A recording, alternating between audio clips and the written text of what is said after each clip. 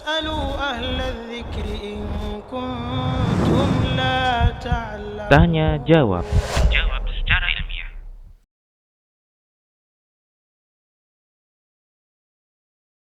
Toib. Ya, jadi suatu hal yang sangat mungkin, ya, orang tua durhaka kepada anaknya. Ya, sangat mungkin sekali. Karena kedurhakaan anak itu biasanya diawali dari kedurhakaan orang tua. Ya, karena orang tua tidak mau ngurusin anaknya, abai dengan pendidikan agama dan kebaikan anaknya. Ya, jamaah sekalian yang dimuliakan Allah Subhanahu wa taala, itu di dalam kutayib atau buku ya yang ditulis oleh Syekh Abdul Salam As-Sulaiman hafizahullah berjudul Tarbiyatul Aulad fi Dhawil Kitabi wa Sunnah, dan buku ini alhamdulillah sudah kami terjemahkan dan juga sudah kami bahas ya, selesai ya. Oleh penulis ya buku ini juga ditakrid oleh Syekh Shalih Fauzan Al-Fauzan. Di dalam buku ini itu disebutkan oleh penulis ya kisah yakni tentang ada seorang laki-laki yang mendatangi Umar ibn Khattab. Ngapain dia mendatangi Umar? Yashku uquqa ibnihi. Ya, dia sedang mengadukan tentang kedurhakaan anaknya.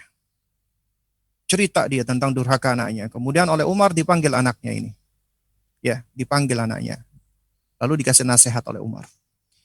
Kemudian si anak ini dia bertanya kepada Umar, ya Amirul Mukminin, wahai Amirul Mukminin, ya, apakah seorang anak itu memiliki hak yang harus ditunaikan oleh abinya, oleh ayahnya? Kata Umar, iya. Ada dong haknya yang harus ditunaikan oleh orang tuanya, oleh bapaknya khususnya. Kemudian si anak ini bertanya, lantas apa itu ya Amirul Mukminin?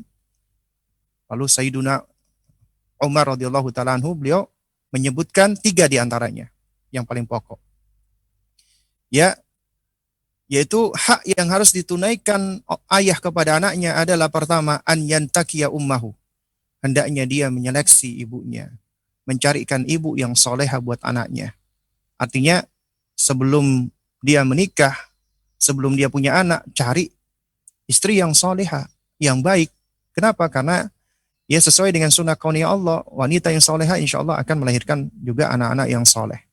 Sesuai dengan sunnah kauniyah Allah. Ya. Lalu kemudian wa an yuhsina ismahu. Dan hendaknya dia memberikan nama yang baik kepada anaknya. Ya.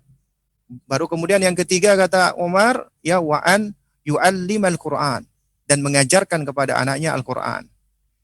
Kemudian apa jawaban si anak ini? Ya Amirul Mukminin, ya walakin abi lam yaf'al dzalika syai'an. Wahai Amirul Mukminin, abiku enggak melakukan ketiga hal itu satupun. Ya. Ummi, ya, ibuku adalah Zanjiyatul lil Majus, adalah seorang wanita berkulit hitam, budaknya Majusi. Nggak tahu nasabnya, nggak tahu agamanya, nggak tahu perangainya. Ya, jadi intinya ibuku adalah seorang budaknya Majusi. Ya. Wasammani Ju'al, aku dikasih nama Ju'al.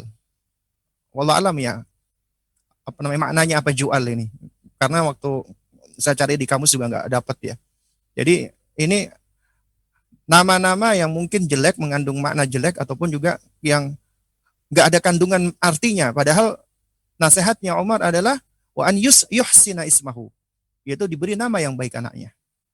Kemudian kata anak ini juga ya wa abi la dan ayahku juga tidak mengajarkan aku sedikit pun walaupun harfan minal Quran, walaupun hanya satu huruf dari Al-Quran.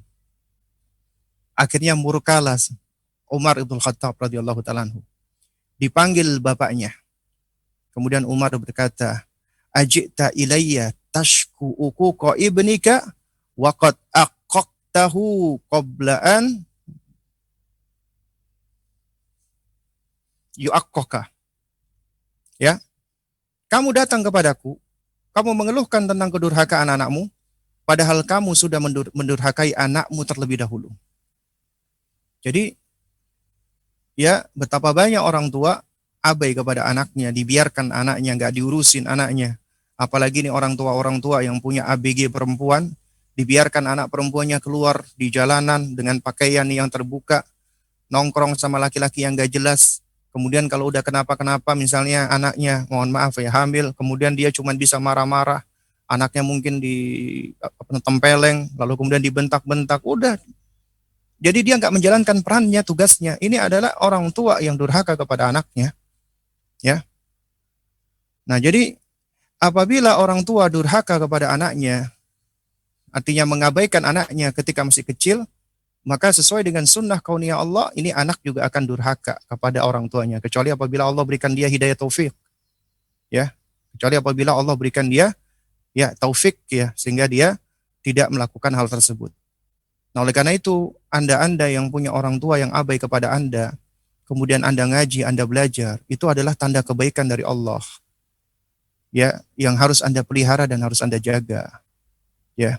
Dan juga demikian ketika Anda misalnya punya anak-anak yang saat ini durhaka, maka jangan salahkan langsung anak Anda, salahkan dulu diri kita agar kita ya bisa lebih memperbaiki diri dan kita mohon ampun kepada Allah, baru kemudian kita melakukan perbaikan ya, mendakwai anak kita tadi. Jadi sangat mungkin orang tua mendurhakai anaknya. Lalu kemudian kalau ditanya apakah mungkin orang tua durhaka kepada anaknya yang sudah gede, yang sudah gede. Nah, jadi orang tua ya, kalau kita melihat dari konteksnya, kalau anak sudah gede, berarti dia itu sudah mukallaf.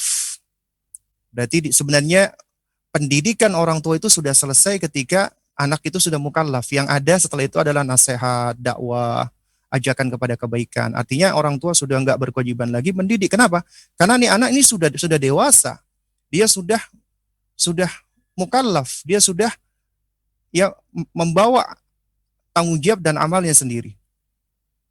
Nah, jadi kalau misalnya orang tua ini ngelihat anaknya ya, lalu kemudian anaknya sudah gede, dia sudah didik dengan sebaik-baiknya, lalu kemudian misalnya dia karena anaknya ya bikin kesel, kemudian dibiarin, nah itu sebenarnya tidak termasuk bagian dari durhaka. Tapi anaknya yang bisa jadi durhaka. Tapi kedurhakaan anak bisa jadi karena sebab kita sebagai orang tua. Wallahu a'lam bishawab.